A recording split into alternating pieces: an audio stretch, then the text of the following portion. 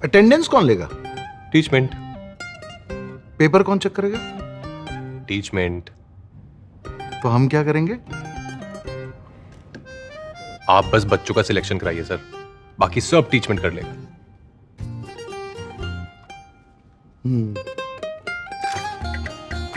चाहे जैसी भी जरूरत हो, टीचमेंट पे टीचिंग आसान है। आज ही डाउनलोड करें टीचमेंट, इंडिया का नंबर 1 टीचिंग ऐप। नमस्कार विद्यार्थियों, आप सभी का एक बार और स्वागत है हमारे इस YouTube चैनल में।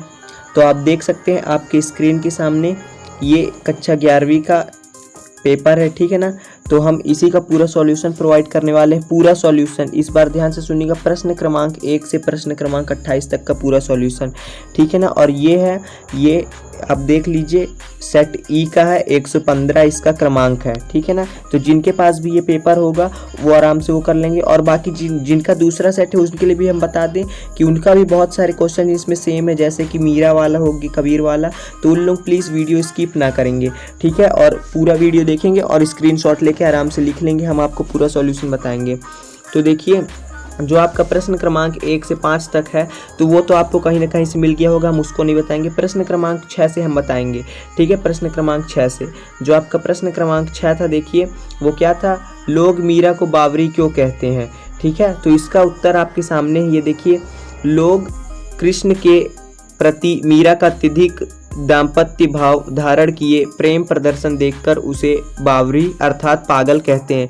वे मानती हैं कि जिस प्रकार एक ब्याहता हुए भी मीरा अपने पैरों में घुंघरू बांधकर सार्वजनिक रूप से कृष्ण को अपनी पति मानते हुए नाचती है, वह स्पष्ट रूप से उनके पागलपन का प्रतीक है, ठीक है। तो इसके आगे का भी आप आराम से स्क्रीनशॉट लेके कर लीजिएगा, आपको पूरा सॉल्यूशन मिल जाएगा, ठीक है ना। ये देखिए पूरी PDF है, पूरा सॉल्यूशन मिल जाएगा। और लोग तो आप लोग सिर्फ आपको मतलब कि ऑब्जेक्टिव बताते होंगे, लेकिन हम आपको पूरा सॉल्यूशन बता रहे हैं, ठीक है। तो ये हो गया प्रश्न क्रमांक 6 का आराम से। फिर देखिए प्रश्न क्रमांक 7 है, डरते हुए भी कवि ने उस किसान की आंखों की पीड़ा का वर्णन क्यों किया है।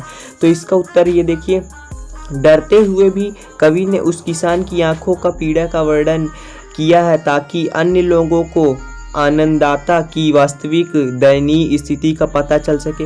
वास्तव में कवि चाहता है कि किसानों के जिस दारुण दुखों की अंतहीन कहानी उसने स्वयं महसूस की है, दूसरे लोग भी उससे परिचित हों, ठीक है। आप लोग बोल रहे थे कि राइटिंग समझ में नहीं आती, ये वो, इसीलिए हम आपको सीधा फ़ोटो खींच के PDF बना के प्रोवाइड करा रहे हैं, कुछ लिखा हुआ वाला सिस्टम नहीं है। तो आप लोग प्लीज़ इस वीडियो को ज़्यादा से ज़्यादा शेयर कर दीजिएगा, ठीक है ना। फिर देखिए प्रश्न क्रमांक 8 आ जाता है। प्रश्न क्रमांक 8 क्या है, स्पीति में इतिहास क्यों कम हो रहा है, ठीक है।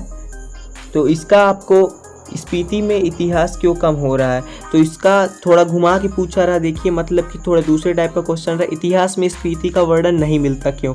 उसका सेम यही उत्तर आपको यही लिखना है, ठीक है ना। पूरा यही उत्तर है आपको, इसके मतलब आप लिख देंगे तो पूरा नंबर मिलेगा डेफिनेटली, ठीक है। जैसे लिखेंगे इतिहास में स्पीति घाटी का वर्णन न मिलने के कई कारण हैं, ठीक है। सर्वप्रथम यह ऊंची पहाड़ियों से घिरा है, ऊंचे दर्रों तथा कठिन रास्तों के कारण यहाँ कोई नहीं आ पाता। वर्ष में 8 से 9 महीने संसार से कटा रहता है, यहाँ रास्ते नहीं हैं, संचार के आधुनिक साधन नहीं है, ठीक है। तो ये पूरा वही, उसी का मतलब वही और वो वही उत्तर ही है, ठीक है। फिर देखिए प्रश्न क्रमांक 9 है आपका, ठीक है, चिजारो अपने सिर की रक्षा कैसे करते हैं, ठीक है। इसका उत्तर हमें नहीं मिला है, तो इसका उत्तर जिसे भी मिल गया हो, हम कमेंट बॉक्स में अपना व्हाट्सअप नंबर पिन कर रहे हैं, तो वो हमें वहाँ पास व्हाट्सअप कर सकते हो, उसमें फ़ोन नहीं लगाएगा, ठीक है। फिर देखिए प्रश्न क्रमांक 10 है, अजंता की गुफाएं किस शताब्दी की हैं, ठीक है। तो उसका उत्तर आपको ये देखिए, अजंता की गुफाओं के बारे में आप क्या जानते हैं, तो आपको यही बताना है, ठीक है ना। पूरा उत्तर आपको यही लिखना है, पूरा आपको नंबर मिल जाएगा, आप बिल्कुल भी टेंशन मत लीजिए। आपको इस वीडियो को ज़्यादा से ज़्यादा अपने फ्रेंड्स के साथ शेयर कर देना है और चैनल को अवश्य सब्सक्राइब कर लेना है, ठीक है ना। फिर देखिए यहाँ प्रश्न क्रमांक 11 है, जो है प्रश्न क्रमांक 11, भाषा मुनि के नाट्यस्त्र, ठीक है ना। देखिए भारत मुनि के नाट्यस्त्र के आधार पर नित्य और नृत्य में अंतर स्पष्ट कीजिए, ठीक है। नृत्य और नृत्य में, ठीक है, थोड़ा प्रोनाउंसिएशन अलग अलग है इसका। तो देखिए उसका उत्तर ये है, विविध भारतीय कलाओं का प्रामाणिक मूल आधार भारत मुनि का नाट्य शास्त्र ही रहा है। इसमें नित्य और नृत्य 2 शब्द मिलते हैं। ये दोनों शब्द अभिनय के ही अलग अलग रूप हैं। नृत्य यानी अभिनय, इसमें शब्द और भंगिमा महत्वपूर्ण है, जबकि नृत्य में भाव और भंगिमा महत्वपूर्ण है। ठीक है, फिर उसका आगे का ये देखिए वहीं पास ख़त्म नहीं होता है, आप पूरा हम आपको आंसर प्रोवाइड कर रहे हैं क्योंकि आपकी वार्षिक परीक्षा है तो आपको पूरे नंबर मिलने चाहिए। उसके आगे देखिए सूचनाओं का संकलन करते हैं और उन्हें समाचार के रूप में ढालकर प्रस्तुत करते हैं, इस पूरी प्रक्रिया को ही पत्रकारिता कहते हैं। ठीक है, ये आपकी पत्रकारिता का उत्तर हो गया। सॉरी, तो इसका भी आगे प्रश्न हम आपको बताएंगे। ठीक है, पत्रकारिता का उत्तर हो गया यहाँ पास, आप लोग देख लीजिए। प्रश्न क्रमांक 12 का ये उत्तर हो गया है। सूचनाओं का संकलन करते हैं और उन्हें समाचार के प्रारूप में ढालकर प्रस्तुत करते हैं, इस पूरी प्रक्रिया को पत्रकारिता कहते हैं। ठीक है, ये लास्ट का हो गया और इसके शुरुआत का ये है। ठीक है, उसके शुरुआत का ये है, ये देखिए, समाचार संगठनों में काम करने वाले पत्रकार देश दुनिया में घटने वाली घटनाओं, सूचनाओं और समस्याओं को समाचार रूप में परिवर्तित करके पाठक तक पहुंचाते हैं। ठीक है, फिर इसके बाद प्रतिदिन आ जाएगा। ये देखिए भी प्रतिदिन से आपको यहाँ बता दें, प्रतिदिन सूचनाओं का संकलन करते हैं और उन्हें समाचार के रूप में ढालकर प्रस्तुत करते, पूरी प्रक्रिया को ही पत्रकारिता कहते हैं।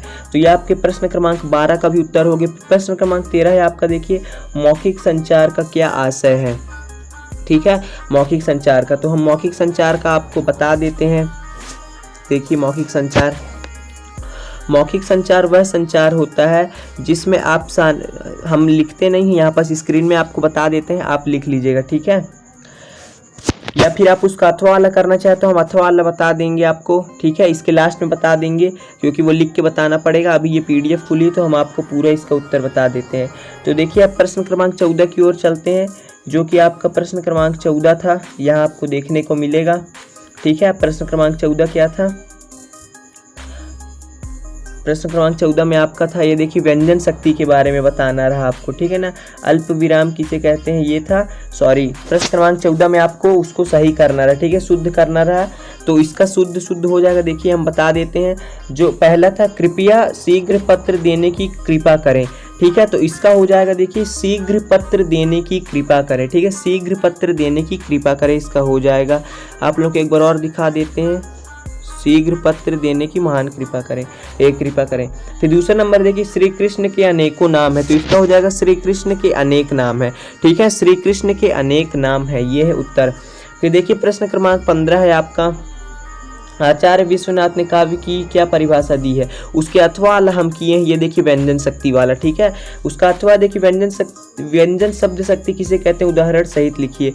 तो यह आपको पूरा लिख देना है। ठीक है, व्यंजन शक्ति और फिर उसके प्रकार, जो शाब्दिक व्यंजन और अर्थी व्यंजन है, इतना आप लिखेंगे तभी आपको पूरा उत्तर मिलेगा। ठीक है ना, फिर उसके बाद देखिए प्रश्न क्रमांक आपका यहाँ से 16 आ जाता है।